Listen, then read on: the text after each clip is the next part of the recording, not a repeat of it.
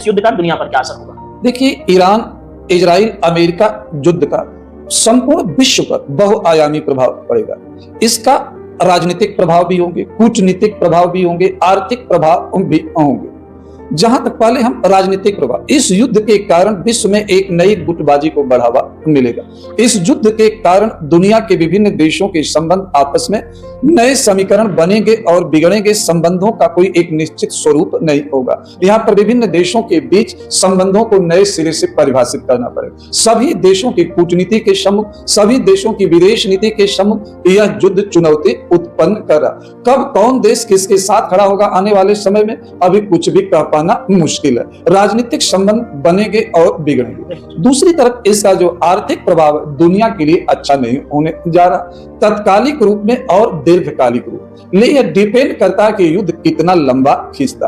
अभी एक 100 जो है कच्चे तेल की कीमत $100 प्रति बैरल, ऐसा नहीं कि कभी इतना नहीं रही है। 2010 में 108 में $145 प्रति बैरल रही है, 2022 में भी रही है। तो अभी कच्चे तेल की कीमत बहुत अधिक नहीं हुई इतिहास की तुलना में, जैसे 2008 में 145, 2022 में।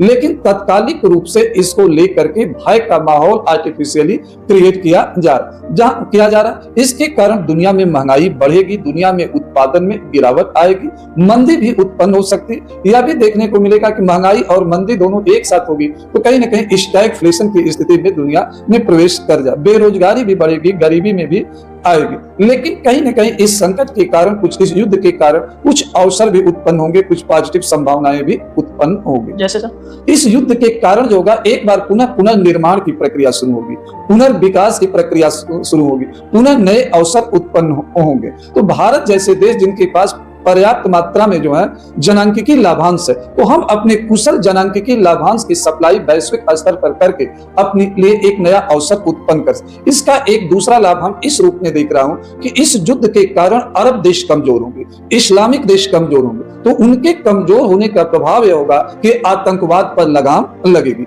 और आतंकवाद पर जब लगाम लगेगी तो इससे शांति एवं स्थिरता को बढ़ावा। मेरा यह लॉजिक आप लोगों को थोड़ा अटपटा लगेगा। मैं आतंकवाद पर नियंत्रण के लिए अरब देशों को कमजोर होते हुए देखना चाहता हूं। कहीं न कहीं अरब के देश प्रत्यक्ष और अप्रत्यक्ष रूप में आतंकवाद का समर्थन करते हैं, बार बार इस्लामिक मान्यताओं के अंतर्गत वह जिहाद का नारा देते हैं। सऊदी अरब पाकिस्तान को समर्थन करता है तो पाकिस्तान आतंकवाद की जननी रहा है। इस युद्ध से सऊदी अरब कमजोर होगा तो वह पाकिस्तान जैसे देश को फंडिंग नहीं कर पाएगा।